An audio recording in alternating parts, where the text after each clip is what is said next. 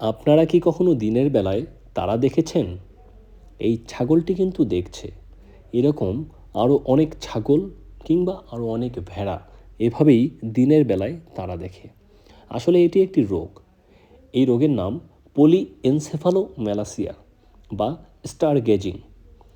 এই রোগের লক্ষণ হলো মাথা পেছনে তুলে তাকিয়ে থাকে উপরের দিকে।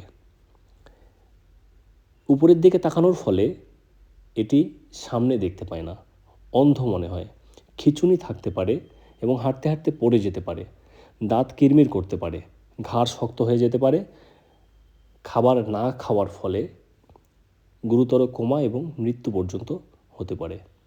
এই রোগের কারণ কি?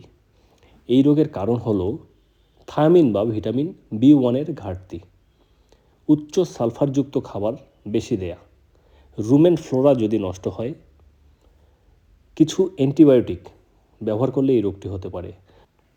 এই কারণগুলোর মধ্যেই এই রোগের চিকিৎসা রয়েছে। ধন্যবাদ সবাইকে।